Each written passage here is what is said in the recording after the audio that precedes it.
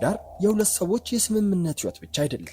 የእነዚህ ሁለት ነፍሶች በትክክለኛው ጊዜ የመገጣጠም ውጤትም ጭምር ነው። ይህም ማለት ትዳርን ለመመስረት ትክክለኛውን ሰው ብቻ ሳይሆን ትክክለኛውን ሰው በትክክለኛው ጊዜ ማግኘት ይጠይቃል።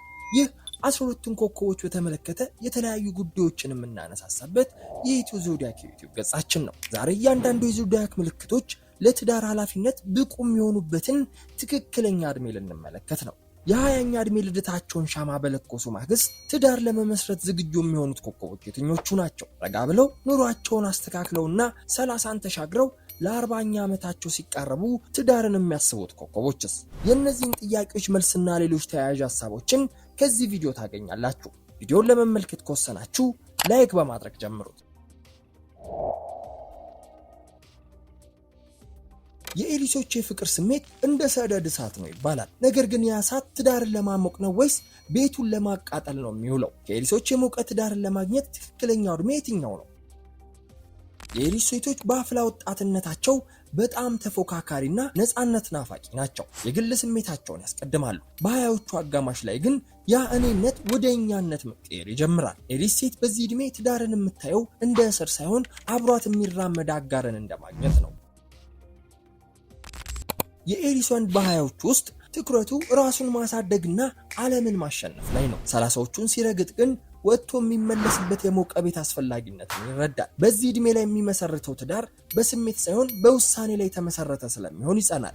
ኤሪሶች ትዳር ውስጥ የምትገቡት በፍቅር ተሸንፋችሁ ነው ወይስ አሸንፋችሁ? በስንት ዓመታችሁ አገባችሁ? ያላገባችሁ ከሆነ በስንት ዓመታችሁ ማግባት እንዳለባችሁ ታስባላችሁ? ኮሜንት ላይ ጻፉልን።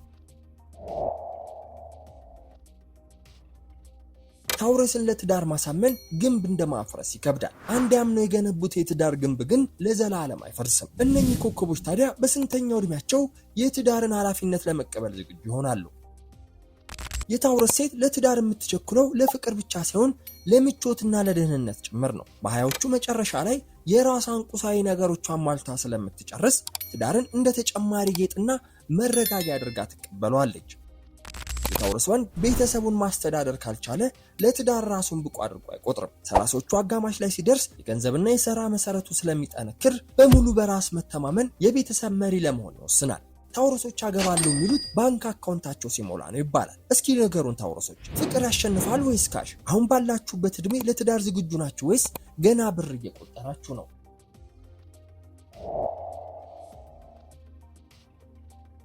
ጄሚኒዎች ዛሬ አገባለሁ ብለው ወስነው ነገ ብንለያይስ ብለው ሊያስቡ ይችላሉ። ታዲያ መቼ ነው ቋሚ ውሳኔ የሚወስኑት? የጄሚናይ ሴት አእምሯ በጣም ንቁና ባለብዙ መረጃ ነው። በ20ዎቹ ውስጥ ትዳር ብትመሰርት እንደ አሰርቺ ስራ ልታየው ትችላለች። 30ዎቹን ስታልፍ ግን ስራ ብዙውን አእምሯን የሚረዳና በአብሮነት የሚያምን አጋር ካገኘች ለመረጋጋት ትወስናለች። የጄሚናይ ወንድ ለትዳር የሚበስለው ብዙ አይነት ሰዎችና ብዙ አይነት ህይወትን ካየ በኋላ ነው። በዚህም 30ዎቹ አጋማሽ ላይ አንድ ሰው ይበቃኛል ለሚል እርካታ ውስጥ ይገባል። ጄሚኒዎች ጋብቻን እንደ እስር ቤት ነው የሚያዩት ይባላል። እውነት ነው? በትዳር ቀለበት ለመታሰር ስንተኛ ዓመታችሁ ላይ ወሰናችሁ? ለካንሰሮች ትዳር ስራ አይደለም፣ ለነሱ መዳረሻቸው ነው። ግን መቼ ቢሆን ይሻላል? በሴቶቹም ይሁን በወንዶቹ ለትዳር ዝግጁ ለመሆን ፈጣኖቹን ካንሰሮች እንመልከት። የካንሰር ሴት የእናትነት ስሜቷና ሰውን የመንከባከብ ተፈጥሯ ገና በወጣትነቷ ይታያል። በዚህ እድሜ የምትመሰርተው ትዳር በንጹህ ፍቅርና በደመ ነፍስ ላይ ተመሰረተ ስለሚሆን በጣም ደስተኛ ትሆናለች። ካንሰር ወንዶች ከሌሎች ኮከቦች ቀድመው አባት መሆን የሚያምራቸው ናቸው። በ20ዎቹ አጋማሽ ላይ ኃላፊነትን መሸከም ይጀምራሉ። ትዳርን እንደ ትልቅ ስኬትም ያዩታል። ካንሰሮች ገና በልጅነታቸው የልጆቻቸውን ስም አውጥተው ይጨርሳሉ ሲባል ይሰማል። እውነት ነው? ኮከባችሁ ካንሰር የሆነ ተመልካቾቼ ስንት ልጆች መውለድ እንደምትፈልጉና መቼ ማግባት እንዳቀዳችሁ ኮሜንት ላይ አስፍሩልኝ።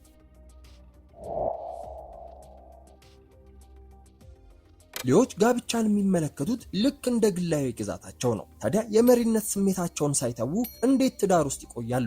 ከስንተኛ እድሜያቸው ጀምሮስ ለትዳር ዝግጁ ይሆናሉ?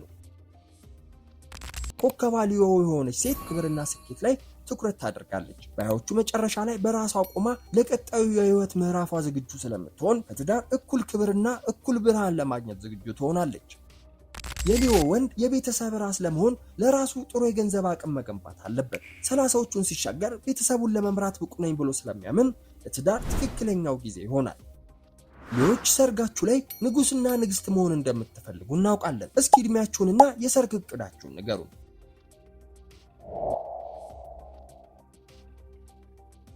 ቪርጎዎች ትዳር ውስጥ ከመግባታቸው በፊት በትዳር አጋራቸው ዙሪያ ከፍተኛ ምርመራና የባህሪ ጥናት ሊያደርጉ ይችላሉ። ከነዚህ ሁሉ ፍተሻዎች በኋላ በየትኛው እድሜያቸው ላይ ትዳር ለመመስረት ይወስናሉ።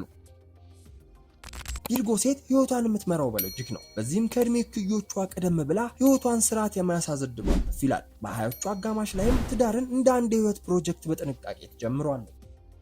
የቪርጎ ወንድ መረጋጋትን የሚመርጠው ስራውንና ስለ ገንዘብ አጠቃቀሙ በሚገባ ሲረዳ ነው። በዚህ ዕድሜ የትዳር አጋሩን ለመርዳትና አብሮ ለማድረግ ዝግጁ ይሆናል። ቪርጎች የትዳር አጋራቸውን ከመምረጣቸው በፊት ባክግራውንድ ቼክ ያደርጋሉ ይባላል። እውነት ነው? ታዲያ የትኛው ተጣማሪያችሁ ባህሪና ሁኔታ ነው ትዳርን እንድትመሰርቱ ያደረጋችሁ? ኮሜንት ቦታው ለእናንተም ክፍት ነው።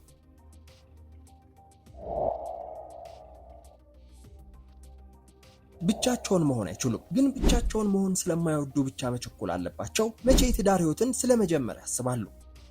የሊብራ ሴት በውበትና በስምምነት የተሞላ ህይወት ትወዳለች። ገና በወጣትነቷ ሰዎችን የመረዳት ችሎታ ስላላት ለትዳር የምትበስለው ቀድማ ነው። የሊብራ ወንድ ህይወቱን ሚዛን እንዲጠብቅ የአንዲትን ሴት ድጋፍ ይፈልጋል። በህይወቱ መጨረሻ ላይ ትክክለኛውን አጋር መርጦ የተረጋጋ ቤትንም ይገነባል። ሊብሮች ብቻቸውን መሆን ስለሚፈሩ ብቻ የመጣውን ያገባሉ የሚል ወሬ አለ። እውነት ነው ወይስ ሚዛናችሁን የሚጠብቅላችሁ ሰው እስኪመጣ ድረስ ትታገሳላችሁ? በስንት ዓመታችሁ አገባችሁ? ወይም በስንት ዓመታችሁ ለማግባት ታስባላችሁ? ሊብሮች መልሱን ኮሜንት ላይ ሹክ በሉን።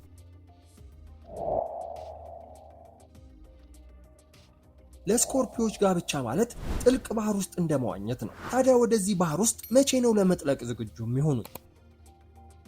ስኮርፒዮ ሴት በወጣትነቷ ሰውን ማመን ይከብዳታል። 30ዎቹን ስትይዝ ግን ሰውን ከነድክመቱም ጭምር መቀበልን ትማራለች። በዚህ ዕድሜ የምትመሰርተው ትዳር የማይበገርና በጣም ጥልቅ ይሆናል።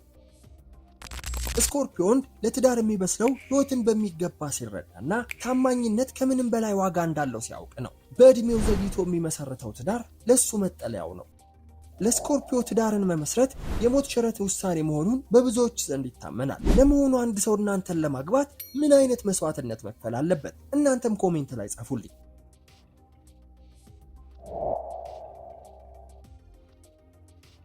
ድል ባለ ሰርግ አግብተው ለጫጉላ ሽርሽር ብቻ ሳይሆን ለዘላለሙም ሊጠፉ ይችላሉ የሚል የተለመደ አባባል አለ። ለዚህም ይመስላል ቀጥለን የምንመለከተው ለትዳር ዝግጁ የሚሆኑበት እድሜያቸው ገፋ ያለ የሚሆነው። ሳጂታሪስ ሴት ዓለምን ሳታይና ሳታውቅ ትዳር ውስጥ አትገባም። ያለዛ ህይወቷን እንደ እስር ቤት ነው የምታየው። የፍቅር አጋሯን አግብታ ትዳር የምትመሰርተው እድሜዋ ከ35 በላይ ሲሆንና አብሯት የሚጓዝ ጓደኛ ስታገኝ ብቻ ነው። የሳጂታሪስ ወንድ ልጅነት የሚለቀው ዘግይቶ ነው። 30ዎቹ አጋማሽና መጨረሻ ላይ ግን አዲስ ነገር ለማግኘት ከቦታ ቦታ የመዘዋወር ጥማቱ ረክቶ ቤተሰብ ለመመስረት ዝግጁ ይሆናል።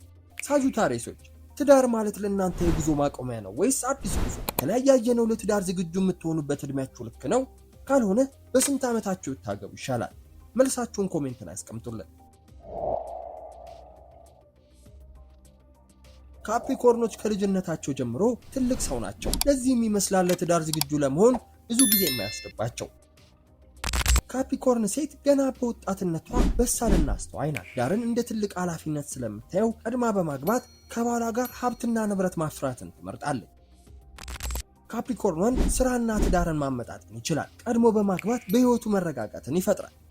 ካፕሪኮርኖች ትዳርን እንደ ቢዝነስ ዲል ነው የሚያዩት ይባላል። ፍቅር የሌለበት ግን ስኬታማ ትዳር ትመርጣላችሁ ወይስ ገና በወጣትነት በማግባት ለኢኮኖሚያዊ ጥያቄያችሁ ከአጋራችሁ ጋር በጋራ መጣመር? ምርጫችሁን ኮሜንት ላይ ጻፉልን።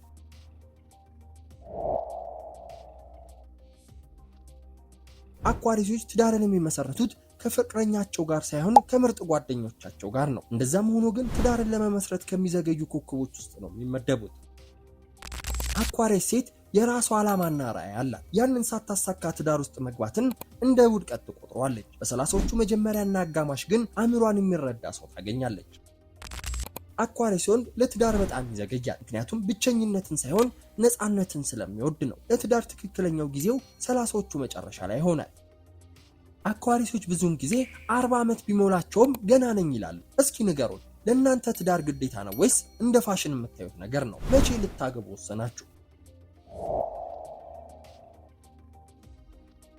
ፓይሰሶች በህይወታቸው ውስጥ ተረት ተረት የመሰለ ፍቅርን ይፈልጋሉ። ነገር ግን ይህንን ፍቅር ፍለጋ እድሜያቸውን ሲፈጁ አይታዩም። ፓይሰስ ሴት ለፍቅር የተፈጠረች ናት። ገና በለጋ እድሜዋ ትዳር ውስጥ በመግባት ያሰበችውን ተረት በተግባር መኖር ትፈልጋለች። የፓይሰስ ወንድ ስሜቱን የሚረዳለት ሰው ካገኘ ትዳር ለመመስረት 2 ጊዜ አያስብም። በዚህ እድሜ የሚመሰረተው ትዳር በስሜት የተሳሰረና ጠንካራ ይሆናል። ፓይሰሶች በህልማቸው አሊያም ፊልም ላይ ያያዩትን የትዳር ህይወት በተግባር ካላገኙ የትዳሩ እድሜ አጭር ነው ይባላል። እስኪ ተረቱን ተዉትና እውነቱን ንገሩ። ስንት ዓመታችሁ ነው? በስንት ዓመታችሁ ነው ትዳር ውስጥ ለመግባት ያሰባችሁት? ወይም በስንት ዓመታችሁ አገባችሁ? በእርግጥ ጋብቻ ከቁጥር በላይ ነው። ነገር ግን ራስን ማወቅ ለትክክለኛ ውሳኔ መንገድ ይጠርጋልና ይህ ቪዲዮ ስለ ትዳርና ኮከቦች የተወሰነ መረጃ እንደሰጣችሁ ተስፋ አድርጋለሁ። በቀጣይም እንዲሁ ኮከቦችን በተመለከተ በሌሎች ርዕሶች ላይ በርካታ ቪዲዮዎችን ስለማዘጋጅላችሁ የኢትዮ ዞዲያክ የዩቲዩብ ገጽን ሰብስክራይብ በማድረግ ቤተሰብ ይሁኑ። እስከዛው ግን ቸር ቆዩልኝ።